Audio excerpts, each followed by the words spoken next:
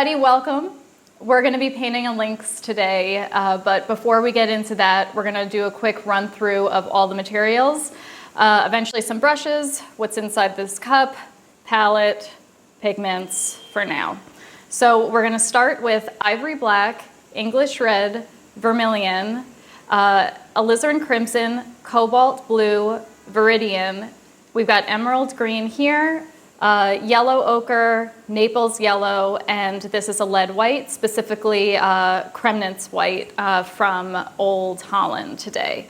That is a type of lead. It's a lead white. It's the one I prefer to use over titanium. If you would prefer to use titanium, you of course are more than welcome to use titanium. I just find titanium to be a very cold,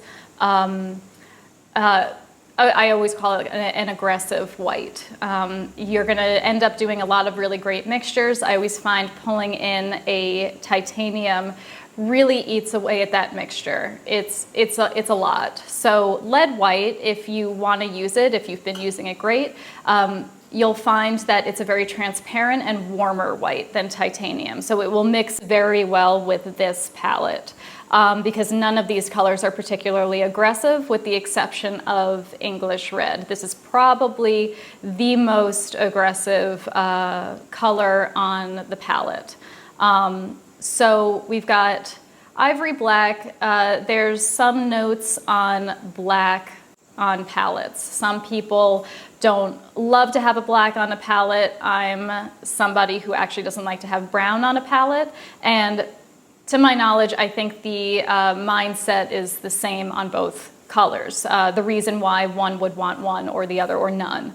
And for me, the reason for not putting brown on a palette is I feel like we've got a lot of colors here. It's a severely limited palette, but we have everything we need here to mix every color we need, including brown. So if you need to mix something like a brown, you can mix it. You can mimic a brown, create a brown, and put that into your mixture. If the brown was on your palette, like say a sienna or an umber that a lot of people like, I find it to end up being a little bit more like a crutch where you'll want to just keep grabbing it and you're going to end up with a lot of brown in a lot of your mixtures.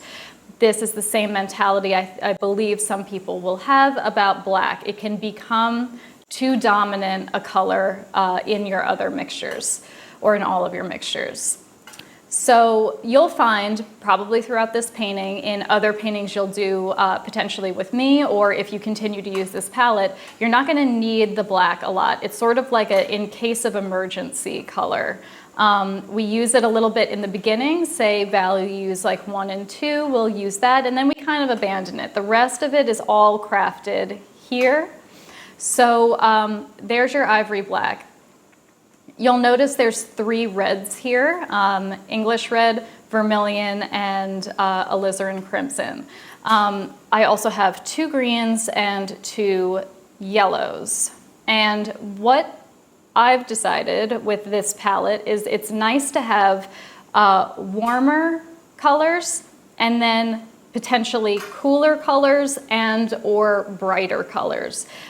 Within each category. So in this case, you can tell there's not 2, there's 3, but we will have a very opaque, heavy, earthy red here with English red.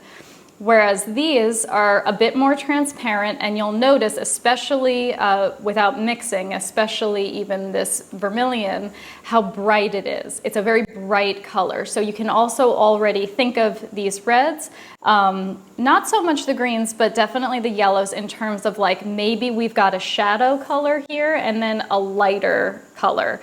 So just to start you off, when you're mixing some of your shadows, when we mix some of our shadows for this painting, you'll notice that we may end up using a lot of English red, not vermilion. Same thing with the shadows. Anytime we are in our darker midtones and may want some yellow in the mixture, you would want to grab potentially your yellow ochre, not your Naples yellow. Naples yellow is very bright. Don't put a bright color inside of a shadow. Theoretically, just as a starting point here. You'll find that your Viridian and your emerald green will mix very similarly. However, the emerald green does have more of an element of white inside of it, so it's already a bit brighter. Viridian is transparent and will just behave differently. So maybe that will be something that can be spoken about in this painting. Anytime I go to grab these, I'll try to remember to point out the differences between emerald and Viridian. So here, back to alizarin.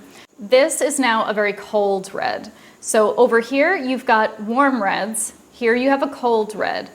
In these warms, you have a red that's kind of more earthy that you're going to use as a shadow color. And over here, that's kind of your, we're doing highlights, lighter midtones kind of color. This can be used in your shadows or your lights, but also, fun fact, it's very transparent, so that's fun. But it also is very cold. So anytime you're going to grab this red, you're going to notice that things are going to go very pink. You'll mix some cobalt into that. You're going to get a really great purple. Of course, you'll get a purple between cobalt and any of these reds, but you're going to get your most stereotypical purple. The purple you'd think of if you're thinking of purple, you're going to get that with alizarin and cobalt. So that's your cold red. Everything else here, this was the only one that has the temperature shift between warm and cool. These two stick with the idea of English red and vermilion in terms of shadowy and lighter values. And then over here, the Kremnitz white, which we covered in the beginning. Just a very transparent, very luminous kind of pearly warm white that will be relatively non-invasive to anything that we will mix with these colors. Over here, there's nothing in this cup except linseed oil. It's the only medium I use, and even that, barely. You'll find all of these colors are, they're mixed really well. The brands have really came up with a great ratio of pigment to oil, virtually no, if none, no fillers. So meaning that it's a really pure relationship between just pigment and just linseed oil. So I like the ratios here for their buttery quality. They're really going to just go onto the canvas. You're not going to need this. You're not going to find much need for your linseed oil because the oil is already inside of these pigments. That said, you will need it. There'll be something that's going to happen where you're like, you know what, I just need a little bit more oil. We'll speak through that in this painting. However, be aware that there is a wonderful ratio of oil to pigment in all of these, and it will be very rare you will feel the need for additional oil. So that's the reason why I don't have many mediums, why I don't feel like you would need more. If you do, linseed oil is the way to go.